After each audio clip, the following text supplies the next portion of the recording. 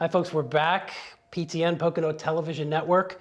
Very, very happy to be here today at the Stroud Mansion. This is the home of the Monroe Historical Society. We had talked a little bit about the jewels of Stroudsburg in the Pocono Mountains. This absolutely is one of those jewels, the Stroud Mansion. Just love it. Very historical. There's a great story here. Amy, who is executive director of the Monroe County Historical Society, is going to tell us a little bit about the mansion that we're standing in right now. Tell us just a little bit, who was Jacob Stroud? Isn't this a great space? It is. We love this building. It was built in 1795, and it was built by Jacob Stroud, who was the founder of Stroudsburg. And he actually built this house for his eldest son, John. And John didn't like living in Stroudsburg in 1795. It was a little bit too busy and hectic for him. So if we came here in 1795, what would we have seen on this main street? You would have seen 5 houses. That's pretty much it, which is really funny why John thought he couldn't live on Main Street. He thought it was way too busy and hectic and too many people. So Jacob Stroud actually built another house for his son, and Jacob's next eldest son, Daniel, moved into this house. And that's who we focus on here at the Stroud Mansion, because Daniel was able to live in downtown Stroudsburg with all of its 5 houses. So one of the things that I remember when we had talked previously, which fascinated me, is how this house was built to observe something. Can you tell us that story? Yes, that's neat. That's a great story. When the Strouds were setting up the town of Stroudsburg, they said that all buildings, churches, houses, whatever on Main Street have to be set back 30 feet from the road, whereas the Stroud mansions can be right up against the road. So with this window right here, and it looks all the way down Main Street. So son Daniel lived in the Stroud mansion, and father Jacob lived on the 500 block of Main Street. So father could look uptown, and son could look downtown and make sure things were running smoothly in their well-planned community. Wow, and tell us a little bit about, wasn't one of the Strouds involved in the Revolutionary War, is that correct? Yes, that was Jacob Stroud. He actually was born in New Jersey,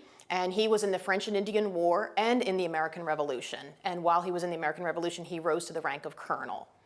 And interestingly about him, when he came to Monroe County, as a young boy, he worked very, very hard, and he started off with only 300 acres as a young man. When he died, he owned 4,000 acres. So he was a very hard-working guy. Wow, and he would have known, would his contemporaries at that time would have been some of the founding fathers? Absolutely, absolutely. We know he was very involved with setting up the legislation for Pennsylvania and actually helped write the Constitution. So, and he was also, he knew George Washington. Well, how do we know that he did know George Washington? Well, we are very lucky. One of our prize artifacts that we have here at the museum is an invitation from George Washington inviting Mr. Stroud to come to his house for dinner.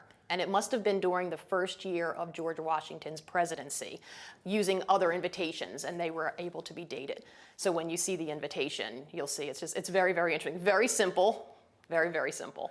Wow, that's amazing. So at that dinner party, I guess, and that would have been when the presidential mansion was in Philadelphia. Correct. So Hamilton could have been there. Jefferson could have, any of them, correct? Absolutely, absolutely. So that's a great story. Tell us a little bit about how the mansion itself was built here in the mansion we're in right now. It's something about the room we're in. Right, this is the Stroud Room. This is the first room that people come in when they take a tour. But there are 4 floors of exhibit space open, and that does include the original colonial kitchen, which is one of my favorite spaces. I think nowadays when you have a party, everybody kind of gathers around the kitchen.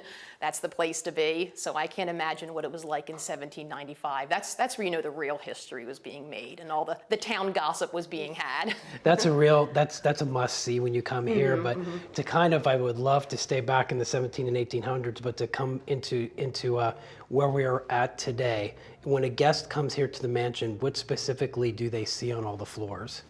We have a whole variety of topics for people, and we really want to cater to everybody's interest. We have a toy room that features an old dollhouse from the early 1900s, as well as a Lego display for some of our younger guests, because Legos are pretty hot right now. We have a medical and medicine room. I said the colonial kitchen. We have a textile exhibit, an early bedroom, which is a lot of fun. That's up on the 3rd floor.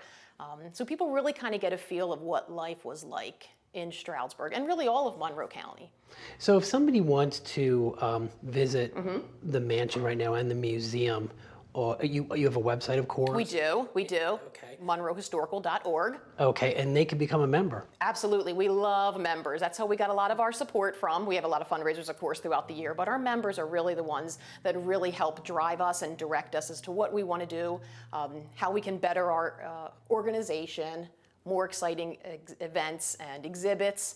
And the other part of this organization is the library, the genealogy library. So we have a lot of people that join that are tracing their family roots, and that's always fun to help them do that too. So it's their personal connection to Monroe County history, which I think is very important. So that was the fascinating piece for me, that there's so much genealogy record here just from Monroe County, correct? Correct, yep. So if somebody wants to do that, get involved in their genealogy, if they originated here or maybe even not, they could find a lot of those records. They could, absolutely. I mean, census records, things like that you can find online, but we have a lot of original documents that are not accessible on the internet. So I always find it too interesting that people do a lot of research on ancestry, and that's wonderful, but then they take that information and want to verify it. So they come to us for the original church documents, things like that, baptisms and records like that. So That's really interesting. So in the minute or two that we have left, what would you want our folks watching to know about the mansion itself or the Monroe County Historical Society? well, we have been around for almost 100 years. We're going to be coming up on our century of collecting,